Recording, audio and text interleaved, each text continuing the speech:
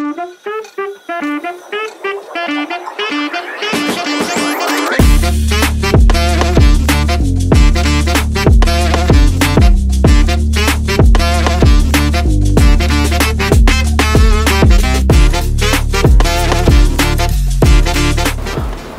আলাইকুম, কেমন আছেন আপনারা? আশা করি সবাই ভালো আছেন।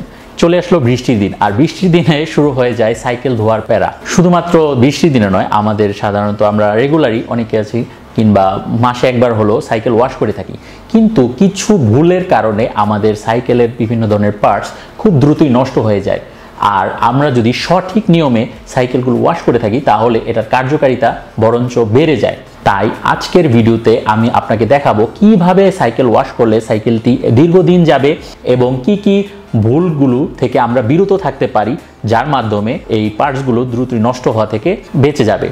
তাই অনুরোধ থাকবে ভিডিওটি অন্তত না টেনে একবার হলেও পুরোটি ভালোভাবে দেখা, এবং সেই অনুযায়ী আপনি অ্যাপ্লাই করলে আপনার সাইকেলটিও ভালোভাবে আপনি ওয়াশ করতে পারবেন। তো চলুন শুরু করি।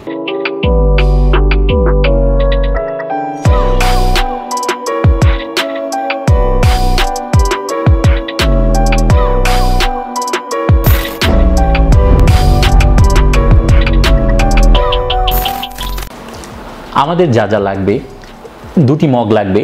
একটিতে হচ্ছে ডিটারজেন্ট মিশ্রিত পানি নেবেন অল্প পরিমাণের, আর আরেকটিতে ঠিক অল্প পরিমাণের পানি নিয়ে এবং সেইখানে শ্যাম্পু দিবেন, এবং একটি ফোমের টুকরা দিবেন শ্যাম্পুর মগে, এবং অন্যটিতে আমরা ব্রাশ দিয়ে ব্যবহার করব।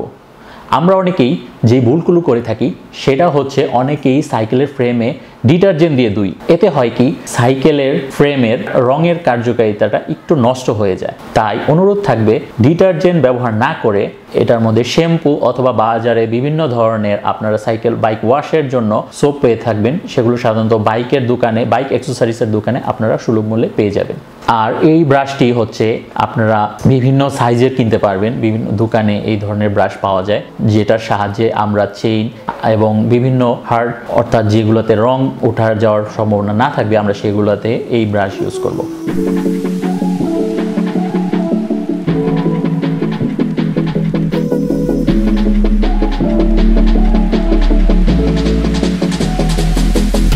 প্রথমে এই ফোমটি নিয়ে সাইকেলের ফুল বডিতে খুব ভালোভাবে ঘষবো, অর্থাৎ সাইকেলের বডি প্লাস রিম, হাব, ব্রেকস, হ্যান্ডেলবার সকল অংশে, শুধুমাত্র টায়ার এবং চেইনের আশপাশটা অঞ্চল বাদ দিয়ে। ভুলেও কখনো ফ্রেমের মধ্যে ব্রাশ অথবা কোনো মাজুনি ব্যবহার করবেন না, তাতে রং তখনই খুব দ্রুতই উঠে যাবে। এবার আসা যাক চেইন এবং তার আশপাশের দিকে। প্রথমে খুব ভালোভাবে এই ডিটারজেন্ট মিশ্রিত পানি দিয়ে চেইনটি খুব ভালোভাবে ঘষুন, এবং দেখবেন এটা থেকে খুব তেল, ভালো রকম ময়লা এবং তেলগুলো বেরোচ্ছে। তারপর চেইনের অংশগুলো এবং সেই সাথে চেইনটা যেই অংশ যেই অনুযায়ী যায়, ডেরার হুইল, ক্যাসেট, চেইনের পর হচ্ছে ডেরার হুইলগুলো এবং ক্যাসেটের অংশেও আপনি ভালোভাবে এই ব্রাশ দিয়ে ঘষে ময়লাগুলো তুলে ফেলুন।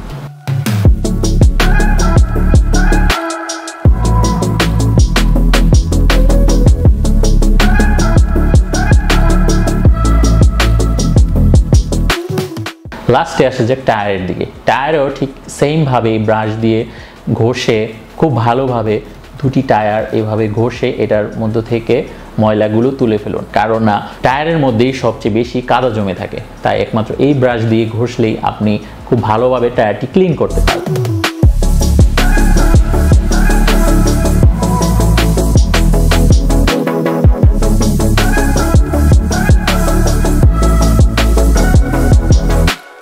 সম্পূর্ণ সাইকেলটি মাজা হয়ে গেলে তারপর আপনি নর্মাল পানি দিয়ে এটাকে খুব ভালোভাবে ধুয়ে নিন। তবে একটি কথা মনে রাখবেন, ভুলেও সাইকেলের কোনো অংশে গরম পানি ডালবেন না, তাহলে এটার কালারটা খুবই দ্রুতই নষ্ট হয়ে যাবে।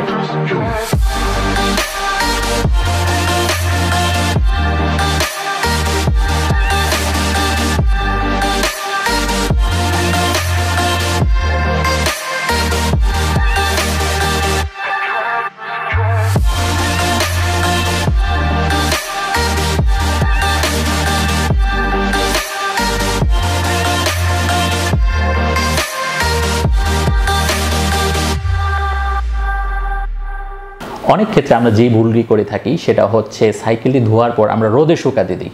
আপনারা জানেন যে রোদে আছে অতি বেগুনি রশ্মি, যেটিও কালার উজ্জ্বলতা কমাতে খুবই সাহায্য করবে, তাই কখনোই রোদে শুকাতে দেবেন না। ছায়া অংশে সাইকেলটি শুকাতে দিন এবং চাইলে ঠিক এইভাবে ঝাঁকিয়ে নিতে পারেন, তাহলে অন্তত ভিতরের বা ফ্রেমের ভিতরে থাকা পানিগুলো ঝরে যাবে। আর লাস্টে যেটা করতে পারেন, বিভিন্ন অংশে কিছু সেটা পানি থাকে, তাই এইভাবে শুকনো একটি কাপড় নিন এবং শুকনো কাপড় নিয়ে এটা বিভিন্ন জায়গায় ঠিক এভাবে, যেমন আমি দেখে দিচ্ছি হাফগুলো ঠিক এভাবে, তারপর বিভিন্ন পুরো ফ্রেমটি আপনারা ভালোভাবে শুকনো কাপড় দিয়ে মুছে নিতে পারেন। লাস্টলি যেটা মনে রাখবেন, অবশ্যই ধোয়ার পর অর্থাৎ শুকানোর পর ভালোভাবে চেইনটি লুপ করবেন। চেইন লুপের একটা ভিডিওর লিঙ্ক আমি ডেসক্রিপশনে দিয়ে রাখবো, সেখান থেকে আপনারা দেখে নিজেই শিখে নিতে পারেন কিভাবে চেইন লুপ করতে হয়। আর অনেক ক্ষেত্রে দেখা যায় সাইকেল ধোয়ার পর কিছুটা ফ্রেমের অংশে কিছুটা সাবানের মতো একটু ফ্যাকাশে হয়ে আছে, অর্থাৎ সেটা নতুনের মতো উজ্জ্বলতা করছে না।